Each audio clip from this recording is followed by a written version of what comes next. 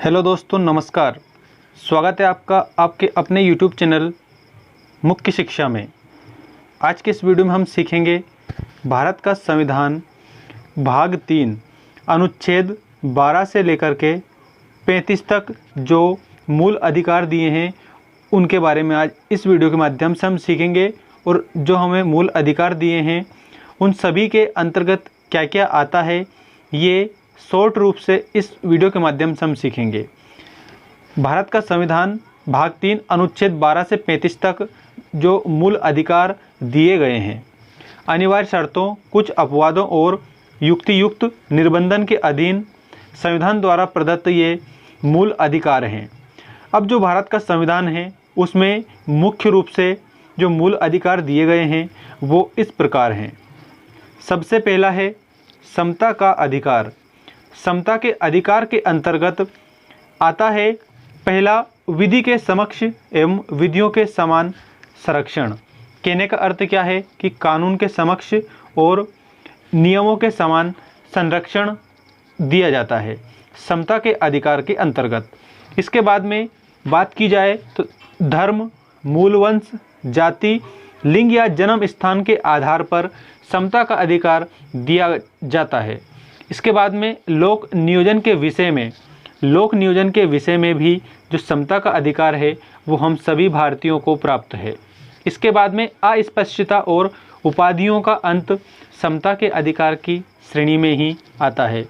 इसके बाद में बात करते हैं हम स्वतंत्रता का अधिकार, जिसे स्वतंत्र अधिकार भी माना जाता है।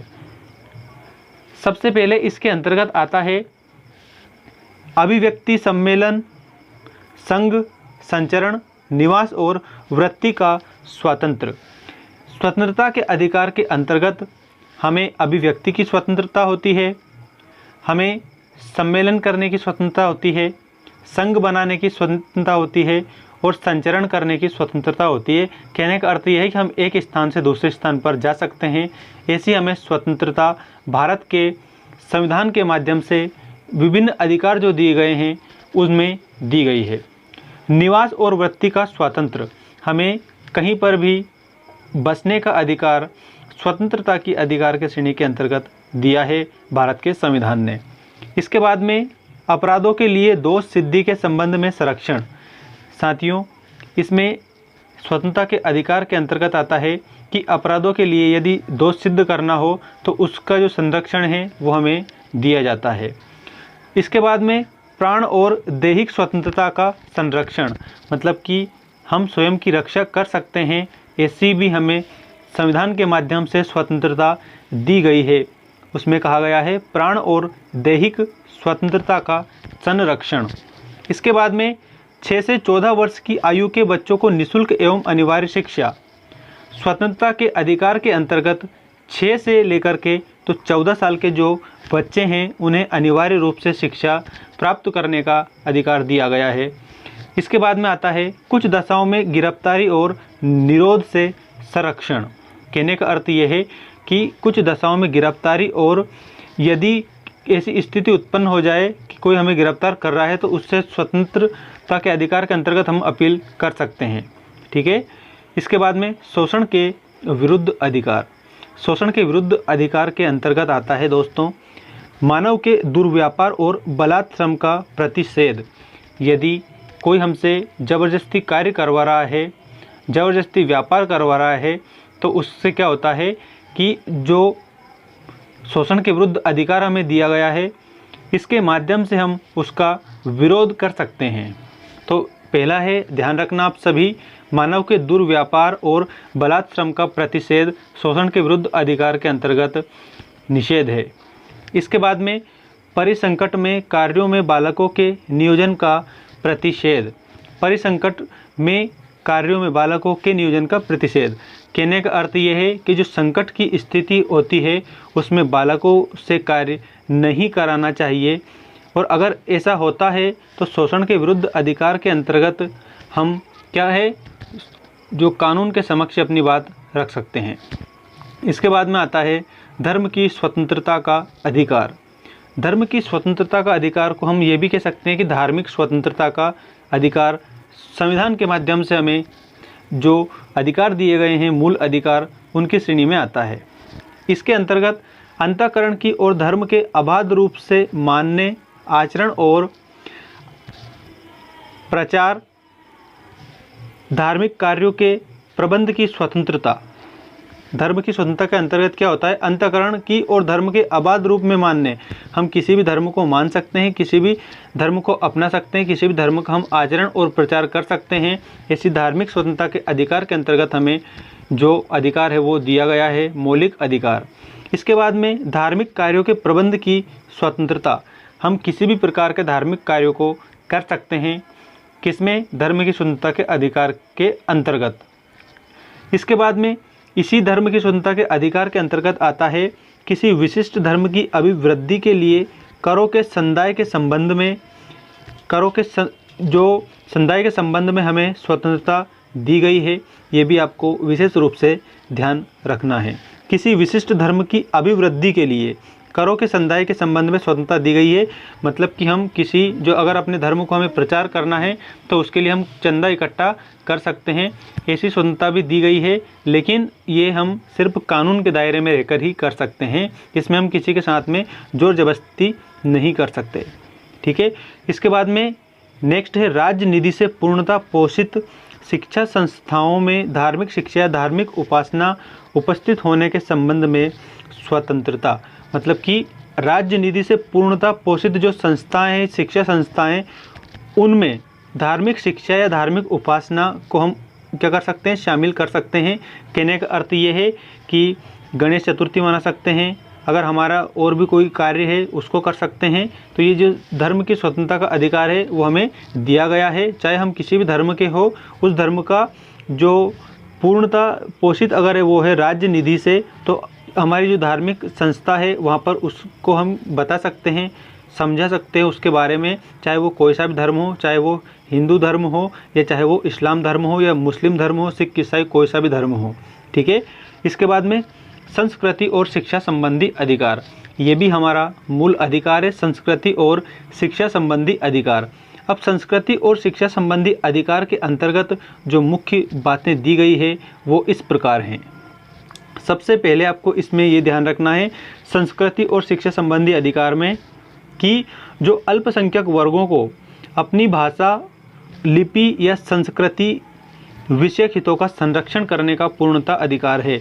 अल्पसंख्यक मतलब जिनकी संख्या कम है, ऐसे वर्ग, उनको अपनी भाषा, लिपि या संस्कृति विषयक हितों का संरक्षण करने का पूर्णतः भारतीय संविधान के माध्यम से अधिकार दिया गया है। इसके बाद में अल्पसंख्यक वर्गों द्वारा अपनी शिक्षा संस्थाओं का स्थापन और प्रशासन, कि अल्पसंख्यक जो वर्ग के लोग हैं वो अपनी शिक्षा संस्थाओं की स्थापना कर सकते हैं और उनके प्रशासक भी वो बन सकते हैं, मतलब कि उनका जो कार्यभार है वो संभाल सकते हैं। तो ये किस अधिकार के अंतर्गत आता है? तो संस्कृति और शिक्षा संबंधी अधिकार है। कहने का अर्थ ये है कि शिक्षा संबंधी अधिकार के अंतर्गत ये भी आता है कि भारत का कोई भी व्यक्ति अपनी शिक्षा संस्था को स्थापना वो कर सकता है, उसका प्रशासन चला सकता है, कि संस्कृति और शिक्षा संबंधी अधिकार के अंतर्गत संविधान के माध्यम से हमें दिया गया है। इसके बाद में आता है संवैधानिक उपचारों का अधिकार। संवैधानिक उपचारों का अधिकार ये आपको ध्यान रखना है, विशेष रूप से इसको गौर करना है, क्योंकि इसमें ऐसी मेन बात दी गई है।